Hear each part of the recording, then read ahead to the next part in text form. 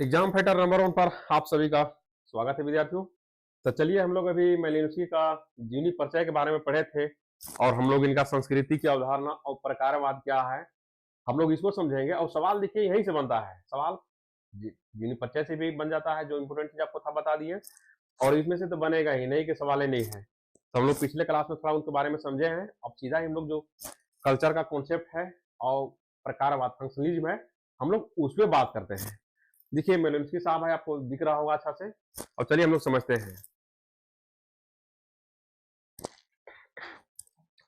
देखिए संस्कृति की अवधारणा, संस्कृति के बारे में मेलिनोस्की बात करते हैं। अभी उनका हम बताया कि कैसे रेडक्लिफ ब्राउन साहब जो थे वो किस प्रकार का उनका पुस्तक का पढ़ा आदिम संस्कृतियों के लिए, कैसे उन्होंने उस बातों को व्याख्यान किए, कैसे बताए उन्होंने। पिछले बारे में थोड़ा संस्कृति का हम लोग बात किए हैं, अभी पूरी तरीका से समझेंगे मेलिनोस्की साहब क्या कहते हैं।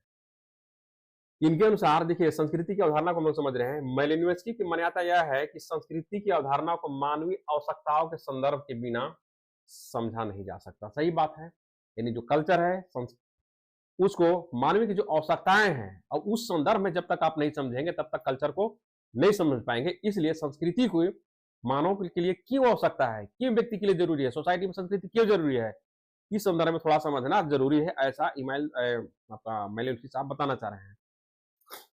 अकॉर्डिंग टू मेलिनोस्की, यानी मेलिनोस्की के अनुसार संस्कृति प्राप्त आवश्यकताओं की एक व्यवस्था तथा उद्देश्य मूलक क्रियाओं की एक संगठित व्यवस्था है। सही बात है, संस्कृति प्राप्त आवश्यकताओं की एक व्यवस्था है तथा उद्देश्य मूलक क्रियाओं की एक संगठित व्यवस्था है। ये तो बात फैक्ट है। मेलिनोस्की के अनुसार संस्कृति के अंतर्गत जीवन के समग्र तरीकों या ढंगों आ जाते हैं। कल्चर के अंतर्गत व्यक्ति का जो जीवन है, ढंग है, पूरा रहन सहन खान पान सब क्या है, कल्चर के अंतर्गत आ ही जाते हैं।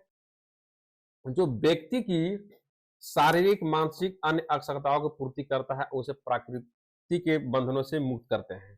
यानी कल्चर है, शारीरिक मानसिक यानी सभी जो आवश्यकताएं हैं उन सभी आवश्यकताओं की पूर्ति कौन करता है, संस्कृति करता है। मान लीजिए आप विद्यार्थी हैं, आपका भी कल्चर है, तो ही बता रहे हैं कि जो शारीरिक है मानसिक है, एक एक चीज को कल्चर क्या करता है, उन आवश्यकताओं को पूर्ति करता है। मेलिनोस्की के अनुसार संस्कृति मानव का वह साधन है जिसके द्वारा या जिसके माध्यम से अपने साधनों को प्राप्त करते हैं, अर्थात अपनी विभिन्न आवश्यकताओं की पूर्ति करते हैं। देखिए हम एक वर्ड में अगर आपको समझाने का प्रयास करें तो अकॉर्डिंग टू मेलिनोस्की साहब बोलते हैं कि कल्चर वह है, संस्कृति वह है जो मानव की जो आवश्यकताएं हैं, आवश्यकताएं में कोई आवश्यकता लीजिए, शारीरिक आवश्यकता है, मानसिक आवश्यकता है, बौद्धिक आवश्यकता है, जो भी आवश्यकताएं हैं वो कल्चर आपको क्या करता है, वो पूर्ति करता है। ऐसा मेलिनोस्की साहब बोल रहे हैं कि जो संस्कृति है वो सभी सोसाइटी में सभी व्यक्तियों को कहें, समाज की कहें, सभी लोग की आवश्यकताएं क्या करता है, वो पूर्ति करता है। क्या चीज, संस्कृति।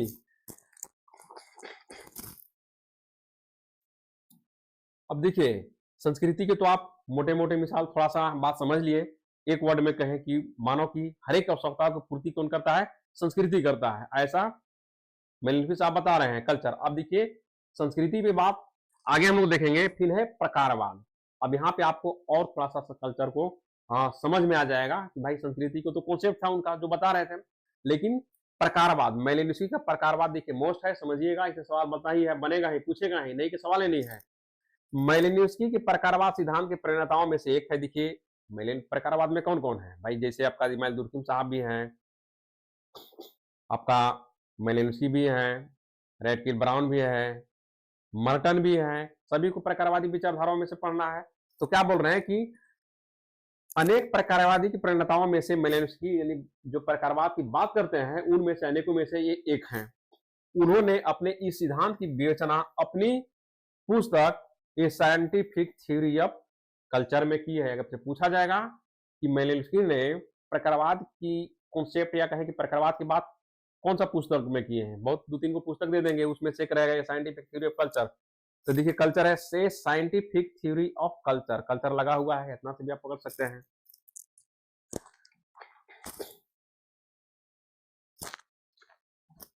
मेलिनोस्की के अनुसार, मतानुसार यानी इनके विचारों के अनुसार समस्त मानव संस्कृति का कार्य मूलतः है मानव की मौलिक एवं आधारभूत आवश्यकताओं की पूर्ति करना है।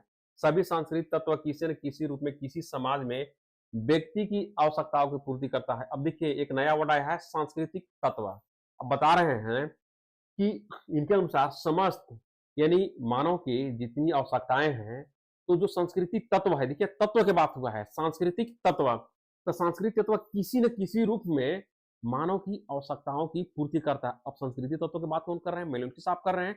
अब बता रहे हैं कि मानव की जो आवश्यकताएं हैं, उन आवश्यकताओं की पूर्ति संस्कृति के जो तत्व है, वो किसी न किसी प्रकार से उस आवश्यकताओं के पूर्ति करता है। मेलिन्स्की का मानना है कि संस्कृति के विभिन्न अंगों का एक विशिष्ट स्वरूप ही नहीं होता, बल्कि एक विशिष्ट प्रकार भी होता है। देखिएगा, यानी विशिष्ट स्वरूप ही नहीं है, उसका विशिष्ट प्रकार भी है, यानी विशिष्ट एक प्रकार के कार्य फंक्शन भी है उसका।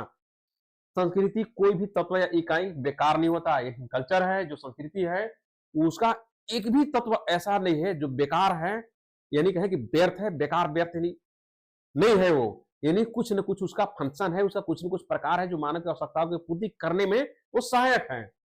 उससे मानव का कोई न कोई काम अवश्य निकलता है। किसी भी संस्कृत तत्व का अस्तित्व इस बात पर निर्भर करता है कि वह मानव के किसी काम में आ रहा है या नहीं। जो कल्चर है, सांस्कृतिक जो तत्व है, जब सांस्कृतिक तत्व के मेलेनोस्की साहब बात करते हैं तो बता रहे हैं कि जो सांस्कृतिक तत्व है वो बेकार नहीं है, वो मानव के किसी न किसी प्रकार आवश्यकता की पूर्ति कर रहा है, और इस बात पर निर्भर कर रहा है कि वो मानव की आवश्यकताओं को पूर्ति कर रहा है या नहीं।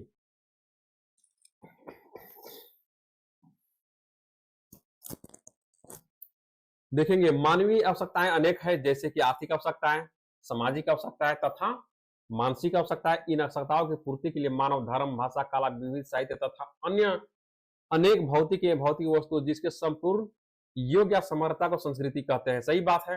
देखिएगा, अब आप और अच्छा समझिए, सामाजिक आवश्यकताएं, मानसिक आवश्यकताएं,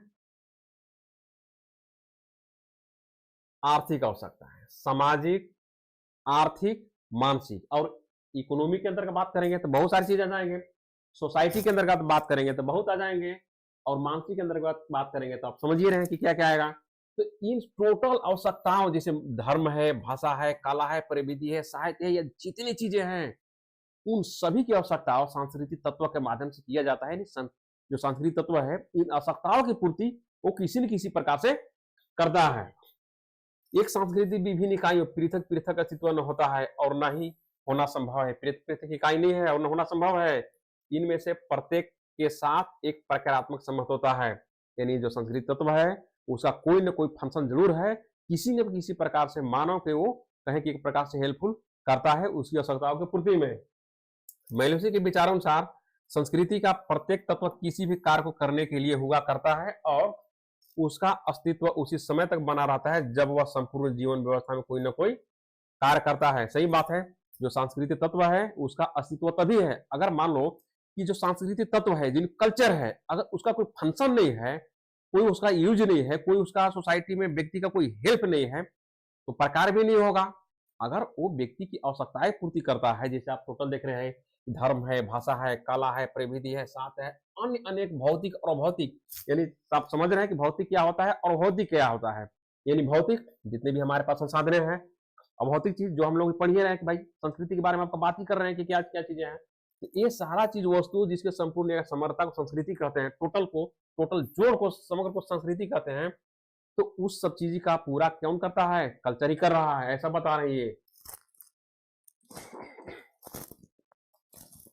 देखिए संस्कृति का तत्व कुछ न कुछ योगदान अर्थात कोई न कोई प्रकार होता है। सीधी सी बात, कोई न कोई फंक्शन उसका जो तत्व है संस्कृति का होता है। चलिए तो आपका ये इतना ही था, क्योंकि मेलिन्स्की साहब के ज्यादा जो कल्चर के बारे में पढ़ना नहीं है, और आपका ये समझ गए कि भाई संस्कृति क्या है, संस्कृति के कॉन्सेप्ट के बारे में समझे। अब इनका जो प्रकारवाद है ये भी हम लोग समझ लिए, तो आपको अच्छे से समझ में आ गया होगा कि ये मेलिन्स्की का प्रकारवाद क्या है। मेलिन्स्की के प्रकारवाद आपका है क्या, यानी संस्कृति के कॉन्सेप्ट कैसे दिए और इनका प्रकारवाद क्या है, कि मेलिन्स्की साहब प्रकारवाद किसे कहते हैं। तो हम लोग समझे कि कैसे संस्कृति की बात करते हैं, सांस्कृतिक तत्व की बात करते हैं, संस्कृति कॉन्सेप्ट की बात करते हैं, और इनका मेन जो टॉपिक था आप लोग का जो सिलेबस में जो पढ़ना है, ये प्रकारवाद पढ़ना है। और हम लोग इसको प्रकारवाद को अच्छा से समझें कि भाई ये प्रकारवाद होता क्या है। तो हम लोग देखिए एक स्मूथ में एकदम चलेंगे, इसमें ये नहीं है कि हम हड़बड़ में पढ़ेंगे। मेलिनोव्स्की की जैसे अभी हम लोग दूसरा लेक्चर है ये पढ़ें, अब एक लेक्चर बचा है जो उसको हम लोग पढ़ के मेलिनोव्स्की साहब का कंप्लीट कर लेंगे। तो इतना आपको समझ में आना चाहिए कि क्लास आपका रेगुलर हो रहा है और हम लोग सिलेबस को पहले कंप्लीट कर लेंगे। रेगुलर क्लास चलेगा तो आपका सिलेबस ज़्यादा चलेगा नहीं। हम लोग अभी यूनिट फर्स्ट में 1 में ज़रूर हैं, लेकिन अभी सेकेंड यूनिट हम जस्ट ही चालू करने वाले हैं। तो अभी हमारे साथ आप लोग बने रहिए और आपका क्लास रेगुलर मोड में होगा। देखिए कुछ एमसीक्यू भी कराए हैं, तो अभी हम जस्ट 1-2 क्लास के बाद फिर एमसीक्यू लेकर के आएँगे। पहले एक बार सभी को लेकर के आएँगे, इसके बाद एक-एक करके लेकर के थ्योरी जिसे जैसे पढ़ा रहे हैं वैसे आएँगे और लास्ट में ऑल ओवर के लेके के आएँगे और उसमें हम लोग ज़्यादा क्लास करेंगे। उसमें ऑनलाइन भी आपका टेस्ट भी लेंगे। तो चलिए इस क्लास को हम यहीं पे खत्म करते हैं, फिर मिलते हैं जस्ट आपको नेक्स्ट क्लास में।